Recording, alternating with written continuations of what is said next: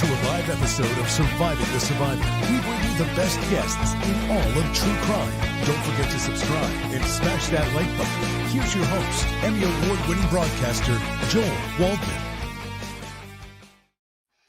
I just thought he would have difficulty working with my staff. Those were the words of Chief Gary Jenkins, the man who rejected Bryan Kohberger for a police internship months before 4 University of Idaho students were murdered. What's up, STS Nation? Welcome to Surviving the Survivor, live from Boise, Idaho. We are the show that brings you the very best guests in all of true crime, and you are in for a treat tonight, going inside law enforcement that was connected directly to Bryan Kohberger. We go inside the mind of the killer, and let me welcome in here the former Pullman, Washington Police Chief Gary Jenkins, and now the current chief at Washington State University, which is, of course, the school where Bryan Kohberger was doing his Ph.D. And there he is. Chief Gary Jenkins, thank you so much for being here. Just to clarify once again, back when these crimes were committed, you were already, I believe, chief at Washington State University. However, you conducted that now infamous interview with him where he was trying to get work inside of law enforcement, specifically at Washington State University, but it was going through you as the Pullman Police Chief at the time. Is that right? Yes, that's correct. And so did you have a face-to-face meeting with him at that point? So there were 4 applicants for the position, and all the interviews were done via Zoom. Most of I think 3 of the 4 applicants were actually out of state at the time, including Bryan Kohberger. Yeah. And but was it part of the process? Did they have to come in, or was this over the phone? How did you kind of weed everybody out? Yeah, these were Zoom meetings. So all 4 of these applicants were students who were coming to Washington State University to the Ph.D. program. And there is a specific program there that allows a Ph.D. student to be an intern at a police department. And Pullman Police Department was one of those departments. And so I was forwarded on 4 applications. And so I set up Zoom interview meetings with each of the 4 applicants. Yeah. And, I was doing some research on the flight over here. I just got into Boise. I was telling you literally moments ago. So my apologies for sort of the crazy introduction here. But you had, in a previous interview, said that you were looking for someone who was really interested in conducting relevant and actionable research for us, meaning the city of Pullman, Washington State, rather than just theoretical research. And you said, I just felt that he would have a difficult time developing that trust with my staff. I mean, no one has better intuition than law enforcement, but what was it about this Zoom meeting? And, it's probably a bit tougher over a Zoom, but what was it about that Zoom that kind of gave you the vibe that this was not your guy and that he wouldn't be the greatest guy in terms of working alongside? Yeah, well, besides the actionable research, also I needed someone who could develop trust and rapport with my staff. Someone coming in from the outside and trying to connect with law enforcement, that's a tough task. And so it's something that is not easy to do and would take some particular skills on the part of a researcher. So when I interviewed the candidates, and I interviewed Bryan Kohberger wasn't particularly personable. He didn't have a real fluid communication style and his demeanor. He kind of spoke with some hesitation. And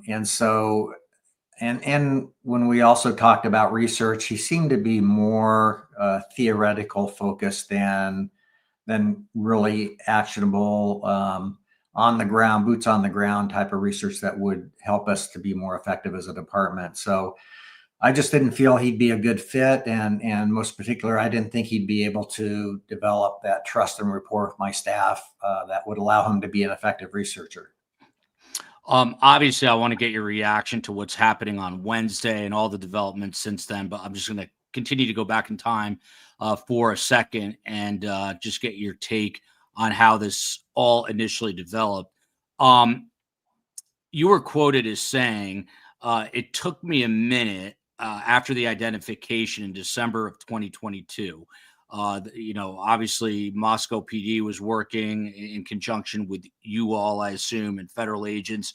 But once they actually they identified Bryan Kohberger as the suspect, you said, and I quote here, "It took me a minute. And then I said, that name is very familiar. I think I've talked to Bryan Kohberger before." I mean, this has to be, without a doubt, the most, unbelievable / surreal moment of your law enforcement career. And by the way, thank you very much for your service, because we are very pro law enforcement here at STS. So appreciate the service both in Pullman and at Wazoo. But when you heard that name and you started going back in your mental archives and you realized it was that same guy, your reaction at that point? Well, it was surreal and it was chilling. Actually, I got a text from Chief Fry on December 19th and asked me to meet him at the Moscow Police Department. And I thought it was just going to be another law enforcement briefing like they'd held before. And I get there and meet him in the lobby, and it's just me. And he walks me up to a room and leads me into a room with all their investigative team, about 30 plus people probably. And they sit me down and tell me that they've developed a potential suspect through DNA at the scene, and that he's a graduate student at Washington State University. And then they tell me the name of Bryan Kohberger. And, right away, I recalled that name. It's not a common name. And that's what it took me, maybe 30 seconds or so to connect where I'd heard that name before. It's from interviewing him when I had worked at the Pullman Police Department for that intern position. And it made the hair on the back of my neck stand up, knowing that here is their prime suspect. And I had interviewed him some months prior. And just back to the Zoom interview, right? We're essentially doing a Zoom, you and I right now. It's hard not to make eye contact. Can you just give any examples of kind of what triggered your feelings that something was off? Was it the way he was answering questions? Was it that he was asking questions? Because now there's also that infamous police stop, I believe, on the campus of Washington State University. And he's basically going back and forth with this police officer. I'm going to ask you about that in more detail in just a second.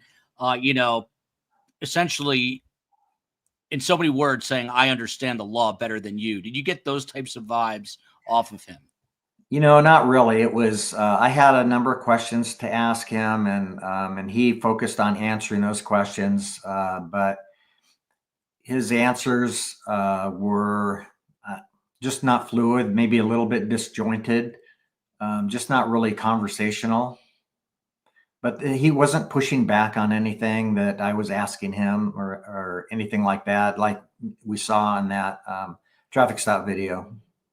Yeah, and you've got a comment here. We take a lot of comments from Blackhawk 57 Magnum. If not for the chief, both you and James Fry, this loser, meaning Kohberger, may be committing crimes from behind a badge. Good eye, chief. There's a real serious grain of truth there. If this guy had access to the tools that you have in law enforcement, this could have gotten much worse. Do you think about that? Absolutely. In hindsight, I'm definitely extremely glad I didn't select him to be an intern. Had he been embedded in the Pullman Police Department, he likely would not have had access to confidential information, but there would always be that speculation that he did. So it would have, I think, cast a shadow on the Pullman Police Department and created a lot of concern. So take me to that traffic stop. That was, I think, when it was between, correct me if I'm wrong, was it between the time of the crimes and before he was arrested? He stopped somewhere along the line on the campus of Washington State University. I'm sure you've spoken to that female police officer. I don't know if you're willing to tell us her name, if you're allowed to or not, but I'm sure you've talked to her in the months following. What was her response to finding out that she had stopped the man who is now admitted to killing these 4 University of Idaho students? Well, yeah, the traffic stop was actually approximately a month before the crimes occurred. Mm. But yeah, she isn't interested in giving interviews. I believe she does give her name in the traffic stop audio, so that is out there. But yeah, I think she would have the same reaction I did when I heard about him being a suspect. You know, it was just chilling. Yeah, I mean, the difference there is obviously hers was face to face, and you don't know what this guy. I mean, we know what he's capable of, but even on a routine traffic stop, they always say that routine traffic stops are the most dangerous situations for law enforcement. Has she sort of had the time? I mean, she's had the time because it's been a long time, but I guess to sort of contemplate how serious a situation that potentially could have become. Yeah, and I haven't talked to her specifically about that, but you know, that's a topic that we regularly address in law enforcement, particularly in communities where there's not a lot of violent crime. And, you know, that's what made this crime so horrendous. It's just so out of character for our region. But it's easy to get complacent and not always be ready for anything to happen. And so that's something that we work on with our staff all the time, just to make sure that, you know, they're ready for anything. And someone that they stop could be a Bryan Kohberger, and this proves the point. Yeah, I mean that's an important lesson for any chief to bring to his officers. So you were the chief of Pullman. You're now currently the chief of Washington State University. I understand. Finally, you're going to get the opportunity to retire. When is that retirement happening? And are you going to go fishing? What's happening? Yeah, the end of August, and I'll be trying to sleep in if my current sleep pattern can change that quick. Well, congrats to you on a great career. I have some, actually, a bunch more questions. If you can stick around for a little bit while. And coming up at the bottom of the hour, everybody, we're going to have 3 residents from Moscow and Pullman who are going to talk about, the local impact and their reactions. They were on after the arrest, and now they're coming back tonight, but it's amazing to have Chief Gary Jenkins here. So one of the things being pro law enforcement that really irritated me, Chief, was the heat that the Moscow PD department took, you know, that they're this small Keystone cop type town, but it appears that you guys in Pullman and the police in Moscow were really leading the way and had all this information that you kept, guarded well as you're supposed to, and that you were really onto something. Anything to say to the public? I know you don't want retribution against the public in any way, but did you have full faith in your department and the Moscow PD that you guys were going to solve this case? Yeah, I had been asked a number of times while the investigation was going on about my thoughts about the Moscow Police Department and my confidence in them. And my response has always been that I had full confidence in Chief Fry and the entire Moscow Police Department and their investigative team. I knew that they would be thorough, they would be professional, and they would solve the crime. And the Pullman Police Department and Washington State University played a very small part in the investigation, but I'm just very proud to be from this area of law enforcement and the region. Moscow PD did us all well by their investigation and what they did in this case. Yeah. So, we go from the murders to the hunt for the killer. How surprised were you when suddenly we get word that this guy, Bryan Kohberger, who you had interviewed and said was not the right fit, you find out that after sitting in the Moscow jail and then in then in Boise, Idaho, had then decided he was going to take this plea deal. When you heard that, did that take you by surprise? It did, particularly how aggressive the defense team was. I was surprised that happened. But I'm relieved that it happened. I think it's, I know the victims' families have different opinions about the deal and about the death penalty. But looking at in the long run about what happens in death penalty cases and appeals and continued hearings, and then even whether it just takes one juror to throw a wrench into everything. And so life sentence without the possibility of parole, no appeals, I think gives the victims and the victims' families justice. And I assume you don't have plans. I know you're far from Boise, where I am now, but I assume you don't have plans to come to the sentencing. No, I'll just be following it from home. Yeah. I have to ask you. So I'm sure you know that the Kaylee Goncalves' family, and of course, there's every time we do a show, and I should have done it earlier. You've got Madison Mogen, you have Ethan Chapin, who was a triplet, and Xana Kernodle.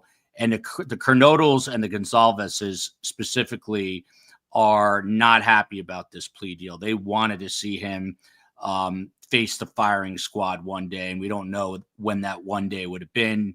There's a inmate in Idaho, Thomas Creech, that's been on death row for close to 50 years, and they had a botched attempt. But when you hear Steve Goncalves specifically, as angry as he is, as upset as he is, what is your response to that? I don't fault any of these families for having any opinion that they have. I just can't imagine the heartache that he's gone through and having to deal with all of this. And so I understand where he's coming from, and I don't fault him at all for that that thought and that position. I don't know what I would do in his spot, and so I totally respect the opinions of the families on either way on this. And I'm with you. I've talked to so many people who say the appellate process is just never ending, and you just never know with jurors. You literally just never know if one juror, for whatever reason, is going to be a holdout. But obviously, what is happening to the families individually, you can't fault them. I agree with you 10,000%. Your department actually flagged Bryan Kohberger's car. Everyone was talking about the white Hyundai Elantra. Walk me through that, because you guys had it flagged, but I guess I don't know if that you were holding off on pursuing it further. Can you, now that the gag order has been lifted and he's going to prison for the rest of his life, can you tell us a little bit more about how you spotted or knew that it was a white Hyundai Elantra that was involved in the crime? Yeah, the Moscow Police Department issued a bolo on a vehicle of interest to the public on December 7th of 22. Well, just about a week before that, on November 28th of 2022, the local law enforcement agencies received an email with the bolo of a vehicle of interest that was labeled law enforcement sensitive, meaning not to distribute beyond the law enforcement community.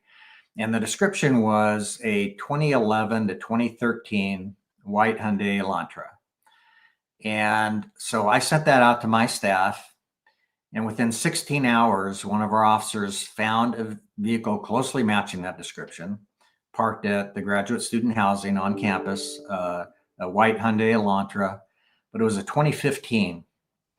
And so the bolo was very specific in the information provided, the make, the model, the color, the year parameters.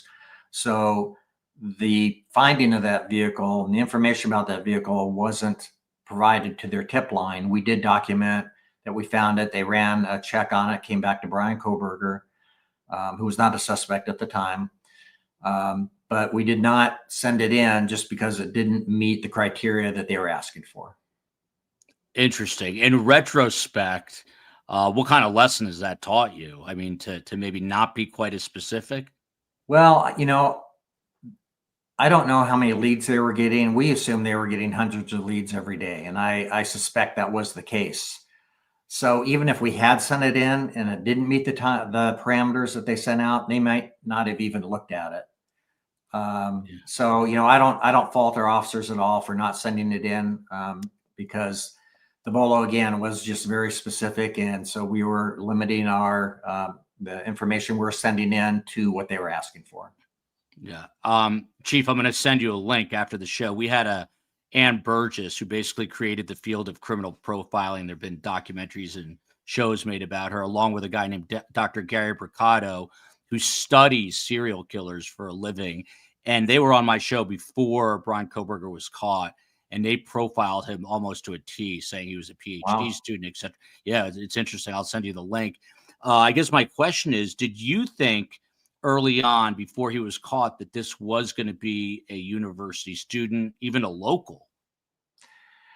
You know, I ran through my head all the different possibilities. I think I was really hoping that it wasn't going to be someone connected with Washington State University. But I knew that that possibility always existed.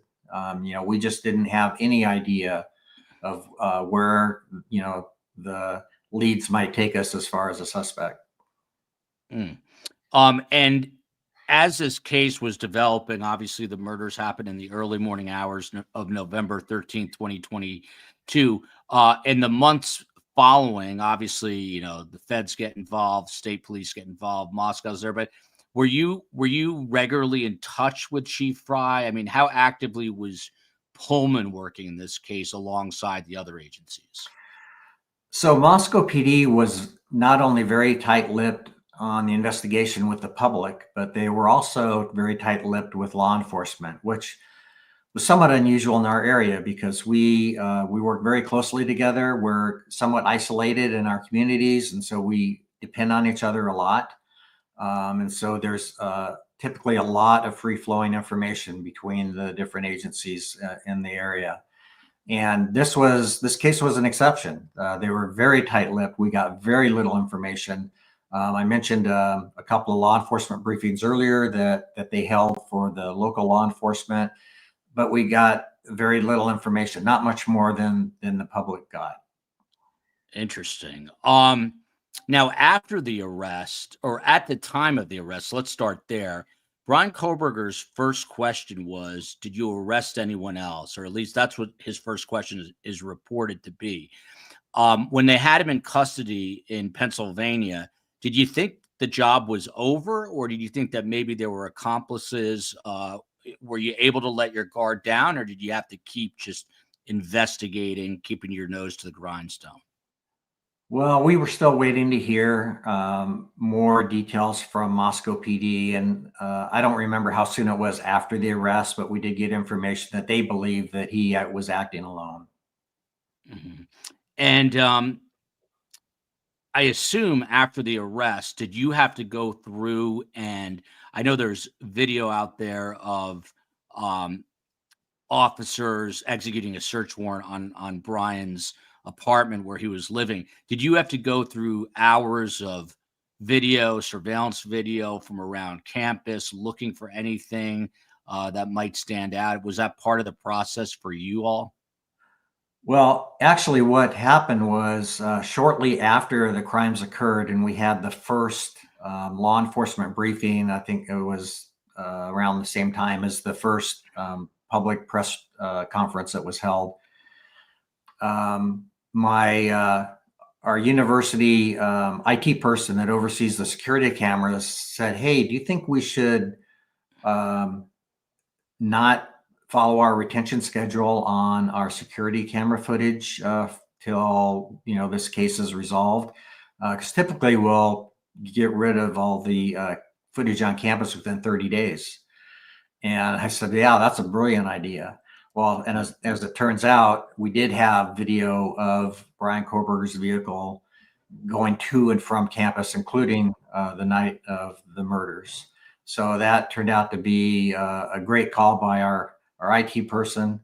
And then the day of the arrest, prior to that, we prepared search warrants for his apartment on campus and also his office that he shared with another graduate assistant on campus. And Idaho State Police came over and our staff assisted them in the search of those locations, but no evidence of value really were found there. Mm. Now, you also you said that the apartment was incredibly sparse, almost like he didn't plan to return. What anything else stand out to you about the search of that unit? No, my assistant chief actually oversaw that search, and she reported back to me that it was wasn't even a shower curtain there. There was very little in the way of clothing and bedding, and it just looked like no one was planning to come back to that apartment. Did you get a chance to look at that super creepy selfie, speaking of the apartment, where he's sort of standing beside the shower curtain and giving the thumbs up? What do you make of that? I mean, that is about as eerie and frightening as it gets, knowing that that was the morning of the murders, presumably after the four were killed. Yeah, the only thing that comes to mind on that is, when you see like big game hunters that'll stand above their game with their rifle and posing for a shot. And I think had he had the opportunity to do that with his victims, he might have done that, but that was the next best thing for him.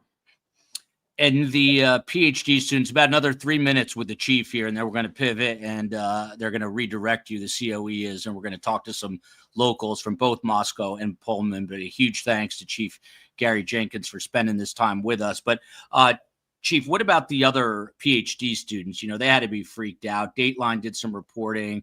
Apparently there was a woman who's a Ph.D. student from South Korea that was somewhat interested in him, according to reporting. He was not interested in her. There's so many different twists and turns here. And this is as bad a crime as can be committed, but he had the chance to strike again. Are you surprised that he didn't? Not knowing his motivation, I don't know that I can really answer that. Thank God he didn't, as far as we know. For someone that could do what he did, I just don't know. Do you have a theory about whether or not he was targeting either Madison Mogen or Kaylee Goncalves? There's been talk about that. Do you have your own personal take on that? I don't. I've seen some reporting, but I just don't have any firsthand information that I can form an opinion on that. Yeah, and today the president came out on Truth Social, which is the platform he uses, and he said that Bryan, first of all, he's commenting on this case, number one. Secondly, and we're not a political show in any way, but he's the president, and he is saying that Bryan Kohberger should be forced by the judge to reveal information. I think at the very least, say the victims' names. Do you agree with the president? Should he, be held to a standard where he has to offer up more than just saying guilty, guilty, guilty, guilty? Well, I think that would be, as hard as it might be to hear, I think that would be a big healing factor for the families involved in this. Just to even hear why he did what he did and how he picked them. Because if those continue to go unknown, I think that's just going to haunt the victims' families forever. Yeah. Personally, as the police chief of both Washington State and Pullman, what's the greatest lesson that you learned from this horrible, horrible situation? Well, I think particularly like I talked about before, complacency.